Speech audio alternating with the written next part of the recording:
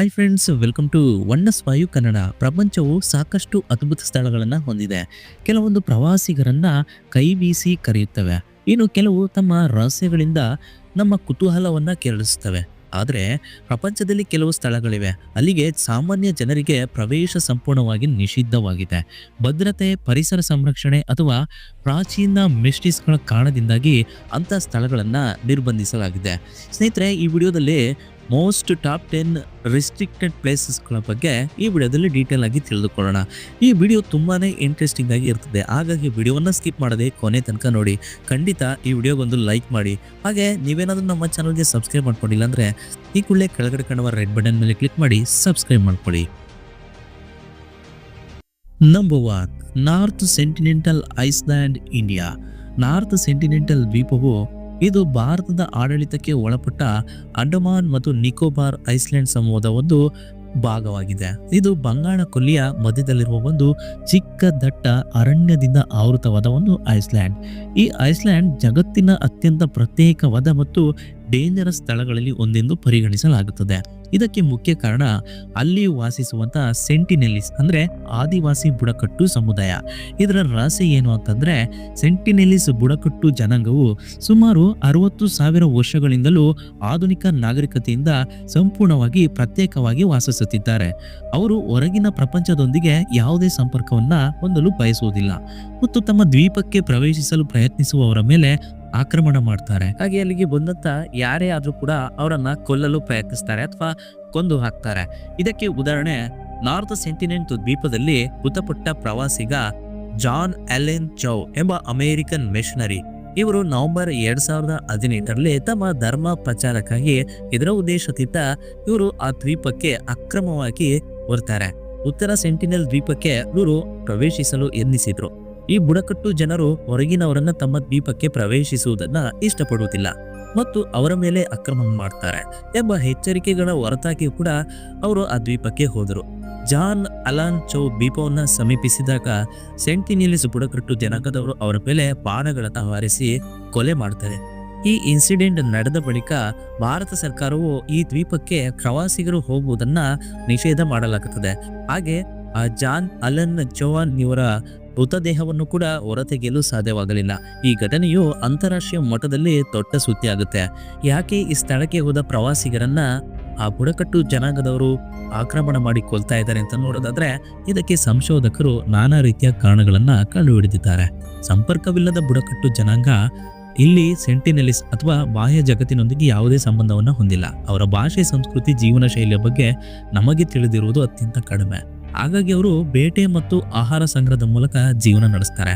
ಹಾಗಾಗಿ ಅವರು ತಮ್ಮನ್ನು ತಾವು ರಕ್ಷಣೆ ಮಾಡಿಕೊಳ್ಳಲು ಈ ರೀತಿ ಮಾಡ್ತಾರೆ. ಹಾಗೆ ಅನಾರೋಗ್ಯದ ಏನಾದರೂ ಹೊರಗಿನಿಂದ ಬರುವ ಜನರಿಂದ ನಮಗೆ ಅಪಾಯ ಬರಬಹುದು ಎನ್ನುವ ಒಂದು ಕಾರಣದಿಂದ. ಹಾಗೆ ಸಂಸ್ಕೃತಿ ಮತ್ತು ಭೂಮಿಯ ರಕ್ಷಣೆ. ಸೆಂಟಿನೆಲಿಸ್ಗಳು ತಮ್ಮದೇ ಆದ ವಿಶಿಷ್ಟ ಸಂಸ್ಕೃತಿ ಮತ್ತು ಪದ್ಧತಿಗಳನ್ನು ಹೊಂದಿದ್ದಾರೆ. ಹಾಗಾಗಿ ಹೊರಗಿನ ಪ್ರಪಂಚದ ಸಂಪರ್ಕವು ಅವರ ಜೀವನ ಶೈಲಿ ಮತ್ತು ಸಂಸ್ಕೃತಿಯನ್ನ ಹಾಳು ಮಾಡಬಹುದು. ಹಾಗಾಗಿ ಅವರನ್ನ ಅವರ ಪಾಡಿಗೆ ಬಿಡುವುದು ಸೂಕ್ತ ಎಂಬುದು ಹಲವು ಸಂಶೋಧಕರು ಮತ್ತು ಸರ್ಕಾರದ ನಿಲುವು. ಹಾಗಾಗಿ ಇಂದಿಗೂ ಕೂಡ ಈ ದ್ವೀಪಕ್ಕೆ ಪ್ರವಾಸಿಗರು ಹೋಗುವುದನ್ನ ಇಂಡಿಯನ್ ಗವರ್ಮೆಂಟ್ ನಿಷೇಧಿಸಿದೆ. ಹಾಗೆ ಇದನ್ನ ರಿಸ್ಟ್ರಿಕ್ಟೆಡ್ ಪ್ಲೇಸ್ ಎಂದು ಘೋಷಣೆ ಮಾಡಿದೆ. Number 2, Svalbard global seed vault, Norway. ನಾರ್ವೆಯ ಆರ್ಕ್ಟಿಕ್ ದ್ವೀಪ ಸಮೂಹದಲ್ಲಿರುವ ಸ್ಪಿಟ್ಸ್ ಬರ್ಗನ್ ದ್ವೀಪದಲ್ಲಿ ನೆಲದಡಿಯಲ್ಲಿ ನಿರ್ಮಿಸಲಾಗಿರುವ ಒಂದು ಬೃಹತ್ ಸುರಕ್ಷಿತ ಸ್ಥಳ. ಇದನ್ನ ಸ್ವಾಲ್ಬಾರ್ಡ್ ಗ್ಲೋಬಲ್ ಸೀಡ್ ವಾಲ್ಟ್ ಎಂದು ಕರೀತಾರೆ. ಹಾಗೆ ಡೂಮ್ಸ್ಡೇ ವಾಲ್ಟ್ ಅಂತ ಕೂಡ ಕರೀತಾರೆ. ಇದರ ಮೇನ್ ಇಂಟೆನ್ಷನ್, ವಿಶ್ವದಲ್ಲಿ ಯಾವುದೇ ರೀತಿಯ ದೊಡ್ಡ ದುರಂತಗಳು ನಡೆದ್ರೆ, ಅಂದ್ರೆ ಪರಮಾಣು ಯುದ್ಧ, ಹವಾಮಾನ ವೈಪರೀತ್ಯ, ಭೂಕಂಪ, ರೋಗಗಳು ಅಥವಾ ಇನ್ನಿತರೆ ನ್ಯಾಚುರಲ್ ವಿಕೋಪಗಳು ಸಂಭವಿಸಿದರೆ ಭೂಮಿಯ ಮೇಲಿನ ಆಹಾರ ಉತ್ಪಾದನೆಗೆ ಅಗತ್ಯವಾದ ಬೆಳೆ ಬೀಜಗಳನ್ನು ಇಲ್ಲಿ ಸಂರಕ್ಷಣೆ ಮಾಡುವುದಾಗಿದೆ. ಇದರ ರಹಸ್ಯವೇನು ಎಂಬುದನ್ನ ನೋಡೋದಾದ್ರೆ, ವಾಸ್ತವವಾಗಿ ಸ್ವಾಲ್ಬಾರ್ಡ್ ಗ್ಲೋಬಲ್ ಸೀಡ್ ವಾಲ್ಟ್ ಅನ್ನ ಯಾವುದೇ ಭಯಾನಕ ರಹಸ್ಯಗಳನ್ನು ಮರೆ ಮಾಡಲು ನಿರ್ಮಿಸಲಾಗಿಲ್ಲ. ಇದರ ರಹಸ್ಯ ಎಂಬುದು ಅದರ ಉದ್ದೇಶ, ಸ್ಥಳ ಮತ್ತು ಅದು ಕಾರ್ಯನಿರ್ವಹಿಸುವ ರೀತಿಯಲ್ಲಿ ಅಡಗಿದೆ ಅಂತ ಹೇಳ್ಬೋದು. ಈಗ ಉದಾಹರಣೆಗೆ ನೋಡೋದಾದ್ರೆ ಬೆಳೆ ವೈವಿಧ್ಯತೆ ಸಂರಕ್ಷಣೆ. ಪ್ರಪಂಚಾದ್ಯಂತ ಸಾವಿರಾರು ಬಗೆಯ ಬೆಳೆ ಬೀಜಗಳು ಪ್ರತಿಗಳನ್ನ ಇಲ್ಲಿ ಸಂಗ್ರಹಿಸಲಾಗಿದೆ.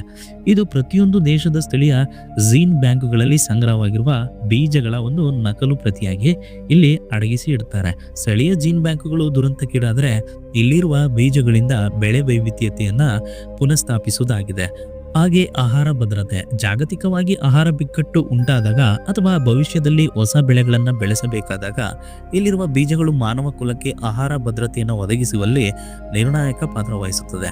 ಇದು ಭವಿಷ್ಯದ ಪೀಳಿಗೆಗೆ ಆಹಾರದ ಭವಿಷ್ಯವನ್ನ ಖಾತ್ರಿಪಡಿಸುವ ಒಂದು ಪ್ರಯತ್ನವಾಗಿದೆ. ಹಾಗೆ ಈ ಸ್ಥಳವನ್ನ ಯಾಕೆ ಆಯ್ಕೆ ಮಾಡಿಕೊಂಡಿದ್ದಾರೆ ಅಂದ್ರೆ ಆರ್ಕ್ಟಿಕ್ ವಲಯ. ಈ ವಾಲ್ಟ್ ಅನ್ನ ಉತ್ತರ ಧ್ರುವದಿಂದ ಸುಮಾರು 1300 ಕಿಲೋಮೀಟರ್ ದೂರದಲ್ಲಿರುವ ಆರ್ಕ್ಟಿಕ್ ವಲಯದಲ್ಲಿ ನಿರ್ಮಿಸಲಾಗಿದೆ. ಈ ಪ್ರದೇಶವು ನೈಸರ್ಗಿಕವಾಗಿ ತಂಪಾಗಿರುತ್ತದೆ.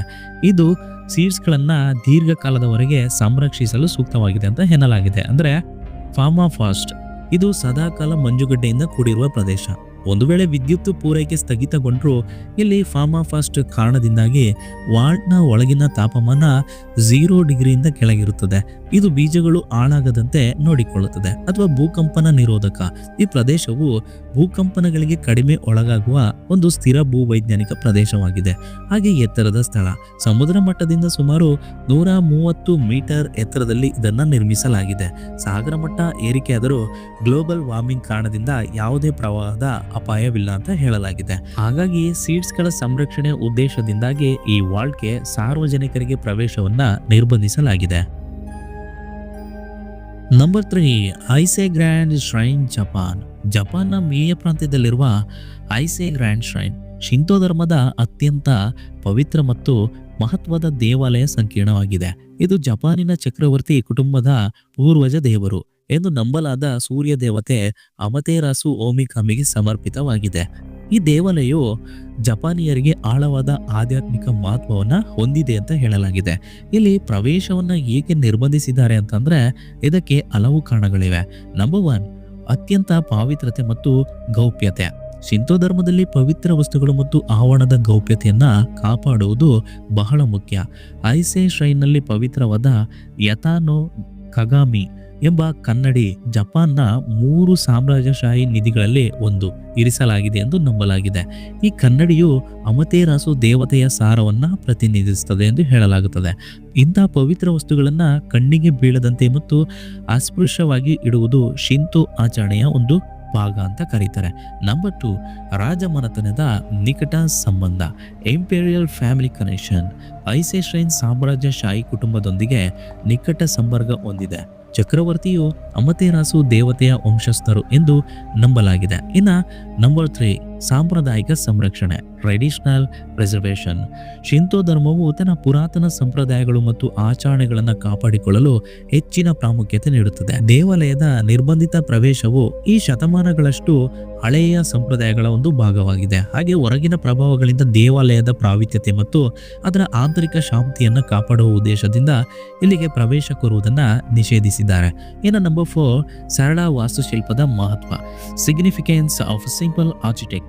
ಐಸೆ ಶ್ರೈನ್ನ ವಾಸ್ತುಶಿಲ್ಪವು ಅತ್ಯಂತ ಸರಳವಾಗಿದೆ.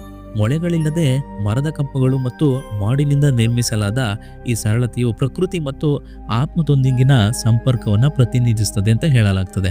ಹಾಗಾಗಿ ಜನಸಂದಣಿಯು ಈ ಶಾಂತ ಮತ್ತು ಸರಳ ವಾತಾವರಣಕ್ಕೆ ಅಡ್ಡಿಪಡಿಸಬಹುದು ಎನ್ನುವ ಉದ್ದೇಶದಿಂದಾಗಿ ಇದರ ಒಳಗೆ ಸಾರ್ವಜನಿಕರಿಗೆ ಪ್ರವೇಶವನ್ನ ನಿಷೇಧಿಸಲಾಗಿದೆ. ಸಾರ್ವಜನಿಕರಿಗೆ ಮುಖ್ಯ ದೇವಾಲಯದ ಆವರಣದ ಸುತ್ತಮುತ್ತ ನಡೆಯಲು, ಪವಿತ್ರ ಕಾಡುಗಳನ್ನು ನೋಡಲು, ಸಣ್ಣ ದೇವಾಲಯಗಳ ಭೇಟಿ ನೀಡಲು ಮತ್ತು ಮುಖ್ಯ ದೇವಾಲಯದ 4 ಎತ್ತರದ ಮರದ ಬೇಲಿಗಳ ಆಚೆಯಿಂದ ನೋಡಲು ಮಾತ್ರ ಅವಕಾಶವಿರುತ್ತದೆ. ಈ ಬೇಲಿಗಳ ಆಚೆಯಿಂದ ದೇವಾಲಯದ ಮುಖ್ಯ ಕಟ್ಟಡದ ಹುಲ್ಲಿನ ಮಾಡಿನ ಒಂದು ಸಣ್ಣ ಭಾಗವನ್ನು ಮಾತ್ರ ನೋಡಬಹುದು. ಒಳಗೆ ಏನಿದೆ ಎಂಬುದು ಸಂಪೂರ್ಣವಾಗಿ ರಹಸ್ಯವಾಗಿಯೇ ಉಳಿದಿದೆ. Number 4, Lascaux caves, France. Lascaux ಗುಹೆಗಳು ನಾರ್ತ್ ಫ್ರಾನ್ಸ್ನ ಡೋಡಾನ್ ಪ್ರದೇಶದ ಮಾಂಟಿಗ್ನಾಕ್ ಗ್ರಾಮದ ಸಮೀಪದಲ್ಲಿವೆ. 1940ರಲ್ಲಿ 4 ಜನ ಹುಡುಗರು ಅಕಸ್ಮಾತ್ ಆಗಿ ತಮ್ಮ ನಾಯಿ ಒಂದು ಗುಂಡಿಯೊಳಗೆ ಬೀಳುತ್ತೆ ಅಥವಾ ಒಂದು ರಂಧ್ರಕ್ಕೆ ಬೀಳುತ್ತೆ. ಆ ಸಮಯದಲ್ಲಿ ಅದನ್ನ ಕಾಪಾಡಲು ಹೋದಾಗ ಈ ಗುಹೆಯನ್ನ ಕಂಡುಹಿಡಿತಾರೆ. ಈ ಗುಹೆಗಳು ವಿಶ್ವದ ಅತ್ಯಂತ ಅದ್ಭುತವಾದ ಐತಿಹಾಸಿಕ ಗುಹಾ ವರ್ಣಚಿತ್ರಗಳನ್ನ ಇಲ್ಲಿ ಹೊಂದಿದೆ. ಇವು ಸುಮಾರು 17,000 ವರ್ಷಗಳಷ್ಟು ಹಳೆವು ಎಂದು ಅಂದಾಜಿಸಲಾಗಿದೆ. ಇದರಲ್ಲಿ ಏನೇನಿದೆ ಅಂತ ನೋಡೋದಾದ್ರೆ, ಅತ್ಯಪೂರ್ವ ಪ್ರಾಚೀನ ಕಲೆ ಲಾಸ್ಕೋಸ್ ಗುಹೆಗಳಲ್ಲಿ ಅಪ್ಪರ್ ಪ್ಯಾಲೋಲಿಥಿಕ್ ವರ್ಣಚಿತ್ರಗಳು ಇದರಲ್ಲಿ ಇದೆ. ಅಂದ್ರೆ ಹಳೆ ಯುಗದ ಮಾನವ ಕುಲದ ಅದ್ಭುತ ಕಲಾತ್ಮಕ ಸಾಮರ್ಥ್ಯವನ್ನ ಇಲ್ಲಿ ಪ್ರದರ್ಶಿಸುತ್ತದೆ. ಹಾಗೆ ಪ್ರಾಣಿಗಳ ಚಿತ್ರಣ, ಇಲ್ಲಿರುವ ಬಹುತೇಕ ಚಿತ್ರಗಳು ಅಂದಿನ ಕಾಲದಲ್ಲಿ ಫ್ರಾನ್ಸ್ನಲ್ಲಿ ವಾಸಿಸುತ್ತಿದ್ದ ವಿವಿಧ ಪ್ರಾಣಿಗಳಾದ ಕಾಡೆಮ್ಮೆ, ಕುದುರೆಗಳು, ಜಿಂಕೆಗಳು, ಬೈಸನ್ ಮತ್ತು ಬೆಕ್ಕುಗಳಂತವುಗಳನ್ನ ಒಳಗೊಂಡಿದೆ. ಹಾಗೆ ಮಾನವ ಇತಿಹಾಸದ ದಾಖಲೆ, ಈ ಚಿತ್ರಗಳು ಅಂದಿನ ಜನರ ಜೀವನ ಶೈಲಿ, ಅವರ ನಂಬಿಕೆಗಳು ಮತ್ತು ಅವರ ಪರಿಸರದ ಬಗ್ಗೆ ಅಮೂಲ್ಯ ಮಾಹಿತಿಯನ್ನ ಒದಗಿಸುತ್ತದೆ. ಇದನ್ನ ಪ್ರಾಗೈತಿಹಾಸಿಕ ಯುಗದ ಸಿಸ್ಟೈನ್ ಚಾಪೆಲ್ ಎಂದು ಕೂಡ ಕರೆಯಲಾಗುತ್ತದೆ. ಯುನೆಸ್ಕೋ ವಿಶ್ವ ಪರಂಪರೆಯ ತಾಣ ಲಾಸ್ಕೋಸ್ ಗುಹೆಗಳು 1979ರಲ್ಲಿ ಯುನೆಸ್ಕೋ ವಿಶ್ವ ಪರಂಪರೆಯ ತಾಣವಾಗಿ ಗುರುತಿಸಲ್ಪಡುತ್ತದೆ.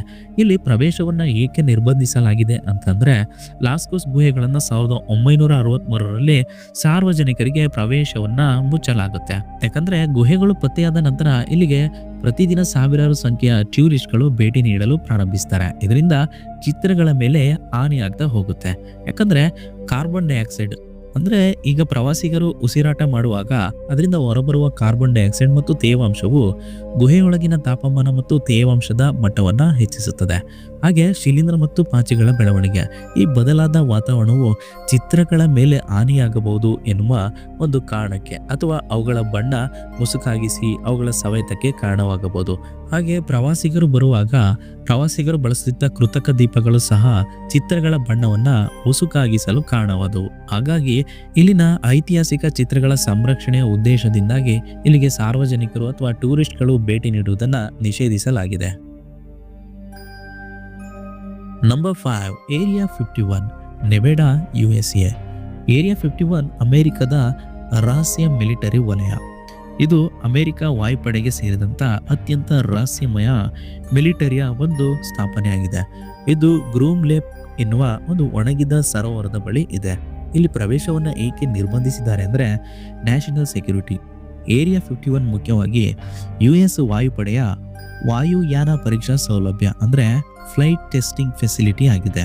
ಇಲ್ಲಿ ಅಮೆರಿಕ ಸೇನೆಯ ಅತ್ಯಾಧುನಿಕ ವಿಮಾನಗಳು ಮತ್ತು ಶಸ್ತ್ರಾಸ್ತ್ರ ವ್ಯವಸ್ಥೆಗಳನ್ನು ಅಭಿವೃದ್ಧಿಪಡಿಸಲಾಗುತ್ತದೆ ಮತ್ತು ಪರೀಕ್ಷಿಸಲಾಗುತ್ತದೆ. ಎಕ್ಸಾಂಪಲ್ ಆಗಿ U-2 ಸ್ಪೈಪ್ಲೈನ್ ಮತ್ತು F-117 ನೈಟ್ ಹಾಕ್ ಸ್ಟೆಲ್ತ್ ಫೈಟರ್ಗಳಂತಹ ವಿಮಾನಗಳನ್ನು ಇಲ್ಲಿಯೇ ಪರೀಕ್ಷಿಸಲಾಯಿತು. ಈ ಕಾರ್ಯಚಟುವಟಿಕೆಗಳು ಅತ್ಯಂತ ರಹಸ್ಯವಾಗಿ ನಡೆಯುವುದರಿಂದ ಸಾರ್ವಜನಿಕ ಪ್ರವೇಶವನ್ನು ಸಂಪೂರ್ಣವಾಗಿ ನಿರ್ಬಂಧಿಸಲಾಗಿದೆ. ಹಾಗೆ ಅನ್ಯ ಗ್ರಹ ಜೀವಿಗಳ ಕುರಿತು ಊಹೆಗಳು, ಏಲಿಯನ್ ಕಾನ್ಸ್ಪಿರಸಿ ಥಿಯೋರೀಸ್. ಏರಿಯಾ 51 ರಹಸ್ಯಮಯವಾಗಿರುವುದರಿಂದ ಅದರ ಬಗ್ಗೆ ಅಸಂಖ್ಯಾತ ಊಹಾಪೋಹಗಳು ಮತ್ತು ಪಿತೂರಿ ಸಿದ್ಧಾಂತಗಳು ಹುಟ್ಟಿಕೊಂಡಿವೆ. ವಿಶೇಷವಾಗಿ ಇಲ್ಲಿ ಏಲಿಯನ್ಸ್ ಕುರಿತು ಸಂಶೋಧನೆ ನಡೆಸಲಾಗುತ್ತದೆ. ಪತನಗೊಂಡ ಅನ್ಯಗ್ರಹ ವಿಮಾನಗಳನ್ನು ಇಲ್ಲಿ ಸಂಗ್ರಹಿಸಿ ಅಧ್ಯಯನ ಮಾಡಲಾಗುತ್ತದೆ ಎಂಬಂತಹ ವದಂತಿಗಳು ವ್ಯಾಪಕವಾಗಿ ಹಬ್ಬಿವೆ. ಆದರೆ ಅಮೆರಿಕ ಸರ್ಕಾರ 2013ರಲ್ಲಿ ಈ ಸ್ಥಳದ ಅಸ್ತಿತ್ವವನ್ನು ಅಧಿಕೃತವಾಗಿ ಒಪ್ಪಿಕೊಂಡ ನಂತರ ಇಲ್ಲಿನ ಚಟುವಟಿಕೆಗಳು ಹೆಚ್ಚಾಗಿ ವಿಮಾನ ಪರೀಕ್ಷೆಗಳಿಗೆ ಸಂಬಂಧಿಸಿವೆ ಎಂದು ಸ್ಪಷ್ಟಪಡಿಸಿದೆ. ಸಂಕ್ಷಿಪ್ತವಾಗಿ ಹೇಳುವುದಾದರೆ, ಏರಿಯಾ 51 ಒಂದು ನಿರ್ಬಂಧಿತ ಮಿಲಿಟರಿ ಪ್ರದೇಶವಾಗಿದೆ. ಇಲ್ಲಿ ಅಮೆರಿಕದ ಉನ್ನತ ರಹಸ್ಯ ವಿಮಾನ ತಂತ್ರಜ್ಞಾನಗಳ ಅಭಿವೃದ್ಧಿ ಮತ್ತು ಪರೀಕ್ಷೆ ನಡೆಯುತ್ತದೆ. ಹಾಗಾಗಿ ಇಲ್ಲಿಗೆ ಟೂರಿಸ್ಟ್ ಆಗಿರ್ಬೋದು ಅಥವಾ ಸಾರ್ವಜನಿಕರ ಪ್ರವೇಶವನ್ನ ಇಲ್ಲಿ ನಿಷೇಧ ಮಾಡಲಾಗಿದೆ. ನಂಬರ್ 6, ಇಲ್ಲಡಾ ಕ್ವಿಮಡಾ ಗ್ರ್ಯಾಂಡೆ ಅಥವಾ ಸ್ನೇಕ್ ಐಸ್ಲ್ಯಾಂಡ್ ಅಂತ ಕರೀತಾರೆ. ಇಲ್ಲಡಾ ಕ್ವಿಮಯಾ ಗ್ರಾಂಡೆ ಬ್ರೆಜಿಲ್ನ ಆಗ್ನೇಯ ಕರಾವಳಿಯ ಅಟ್ಲಾಂಟಿಕ್ ಸಾಗರದಲ್ಲಿರುವ ಒಂದು ಚಿಕ್ಕ ದ್ವೀಪ. ಇದರ ಹೆಸರೇ ಸೂಚಿಸುವಂತೆ ಇದು ಸ್ನೇಕ್ ಐಲ್ಯಾಂಡ್. ಇದು ಹಾವುಗಳಿಂದ ತುಂಬಿದೆ. ಇದು ವಿಶ್ವದಲ್ಲೇ ಅತಿ ಹೆಚ್ಚು ವಿಷಕಾರಿ ಹಾವುಗಳ ಜನಸಂಖ್ಯೆಯನ್ನ ಹೊಂದಿರುವಂತ ಸ್ಥಳವಾಗಿದೆ. ಇಲ್ಲಿ ನಿರ್ಬಂಧಿತ ಸ್ಥಳವಾಗಲು ಕಾರಣ ಏನು ಅಂತಂದ್ರೆ, ಅತ್ಯಂತ ವಿಷಕಾರಿ ಹಾವುಗಳ ವಾಸಸ್ಥಾನ. ಈ ದ್ವೀಪವು ಗೋಲ್ಡನ್ ಲ್ಯಾನ್ಸ್ ಹೆಡ್ ವೈಪರ್, ವೈಜ್ಞಾನಿಕ ಹೆಸರು ಬಾಥ್ರೋಪ್ಸ್ ಇನ್ಸುಲಾರಿಸ್ ಎಂಬ ಅತಿ ವಿಷಕಾರಿ ಹಾವುಗಳಿಗೆ ಏಕೈಕ ನೆಲೆಯಾಗಿದೆ. ಈ ಹಾವಿನ ವಿಷವು ಮಾನವನ ಮಾಂಸವನ್ನ ಕರಗಿಸುವಷ್ಟು ಪ್ರಬಲವಾಗಿದೆ. ಹಾಗೆ ಪ್ರತಿ ಚದರ ಮೀಟರ್ಗೆ ಹಾವುಗಳು ದ್ವೀಪದಲ್ಲಿ ಪ್ರತಿ ಚದರ ಮೀಟರ್ಗೆ ಅಂದಾಜು ಒಂದು ಅಳತೆ 5 ಅಥವಾ ಅದಕ್ಕಿಂತ ಹೆಚ್ಚು ಹಾವುಗಳು ಇರಬಹುದು ಎಂದು ಅಂದಾಜಿಸಲಾಗಿದೆ. ಇದು ಭೂಮಿಯ ಮೇಲಿನ ಅತಿ ಹೆಚ್ಚು ಹಾವು ಸಾಂದ್ರತೆಯ ಒಂದು ಪ್ರದೇಶವಾಗಿದೆ. ಹಾಗೆ ಮಾನವ ಸುರಕ್ಷತೆಯ ಅಪಾಯ.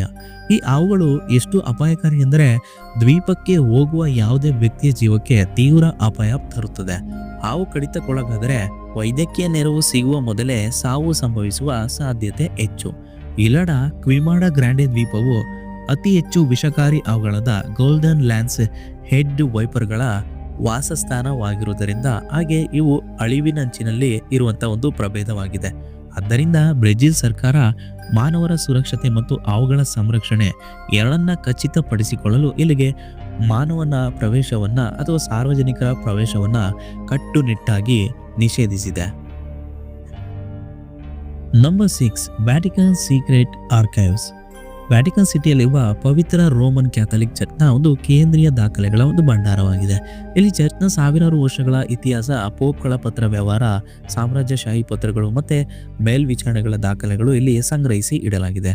ಇಲ್ಲಿ ಏಕೆ ನಿರ್ಬಂಧ ಅಂತಂದ್ರೆ ಸೀಕ್ರೆಟ್, ರಹಸ್ಯ ಎಂಬ ಪದವು ಆಧುನಿಕ ಅರ್ಥದಲ್ಲಿ ಗೌಪ್ಯ ಎಂಬುದಕ್ಕಿಂತ ಖಾಸಗಿ ಅಥವಾ ವೈಯಕ್ತಿಕ ಅಂತ ಅರ್ಥ ಕೊಡುತ್ತದೆ. ಹಾಗಾಗಿ ಇಲ್ಲಿ ಪ್ರವೇಶವನ್ನ ಕಟ್ಟುನಿಟ್ಟಾಗಿ ನಿರ್ಬಂಧಿಸಲಾಗಿದೆ. ಇಲ್ಲಿ ದಾಖಲೆಗಳ ಸಂರಕ್ಷಣೆ ಅಥವಾ ಸೂಕ್ಷ್ಮತೆ ಆಗಿರ್ಬೋದು ಅಥವಾ ಸಂಶೋಧನಾ ಉದ್ದೇಶಗಳಿಗಾಗಿ ಇಲ್ಲಿ ಪ್ರವೇಶವನ್ನ ನಿಷೇಧಿಸಲಾಗಿದೆ. ಅಂದ್ರೆ ಸಾರ್ವಜನಿಕರಿಗೆ ಇಲ್ಲಿಗೆ ನೇರ ಪ್ರವೇಶವಿಲ್ಲ.